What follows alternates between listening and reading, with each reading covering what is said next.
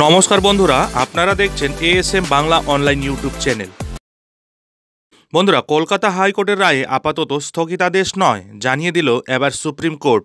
হ্যাঁ বন্ধুরা, সম্পূর্ণ বিষয়টি জানতে ভিডিওটি শুরু থেকে শেষ পর্যন্ত অবশ্যই দেখুন এবং চ্যানেলে নতুন হলে চ্যানেলটিকে সাবস্ক্রাইব করে বেল আইকনটি বাজিয়ে অল নোটিফিকেশন অন করে দিন।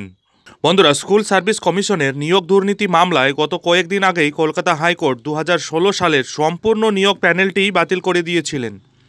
কলকাতা হাইকোর্টের সেই রায়কে চ্যালেঞ্জ জানিয়ে রাজ্য সরকারের পক্ষ থেকে সুপ্রিম কোর্টে গিয়েছিল স্কুল সার্ভিস কমিশন। সুপ্রিম কোর্টে স্কুল সার্ভিস কমিশনের সেই আবেদনের ভিত্তিতে এদিন সোমবার ছিল শুনানি। সারাদিন সুপ্রিম কোর্টে এই মামলার শুনানি থেকে উঠে এলো বেশ কিছু গুরুত্বপূর্ণ আপডেট।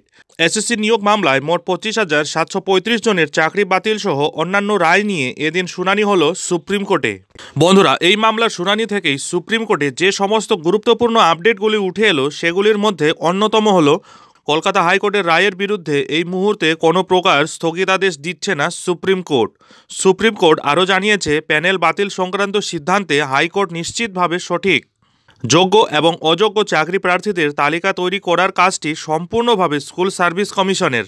যোগ্য এবং অযোগ্যদের তালিকা তৈরি করতে ব্যর্থ হওয়ায় বাধ্য হয়ে কলকাতা হাইকোর্ট এই রায় শুনিয়েছে। লোকসভা ভোটের পরবর্তী সময়ে আগামী জুলাই মাসে এই মামলার পরবর্তী শুনানি হবে বলে জানিয়েছে সুপ্রিম কোর্ট। এসএসসি চাকরি বাতিল মামলায় সব পক্ষের বক্তব্য শোনার পর সুপ্রিম কোর্টের প্রধান বিচারপতি জানান, হাইকোর্টের রায় এখনই কোনো স্থগিতাদেশ দিচ্ছি না। সিবিআই তদন্ত চালিয়ে নিয়ে যাবে। আমরা জুলাইতে আবার মামলা রাখছি। এখন শুধু সব পক্ষকে নোটিশ জারি করছি। মূল মামলাকারীদের আইনজীবী মনিন্দর সিংহ সুপ্রিম কোর্টে জানিয়েছেন, ওএমআর শিট মেলানো সম্ভব নয়। প্রত্যেকের দুটো করে ওএমআর শিট হবে।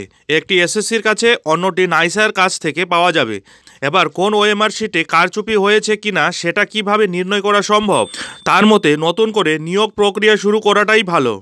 সুপ্রিম কোর্টের বিচারপতি কলকাতা হাইকোর্টের রায়ে এখনই কোনো স্থগিতাদেশ না দিলেও পরবর্তী সময়ে কী রায় দেয় তার দিকেই তাকিয়ে গোটা বাংলা।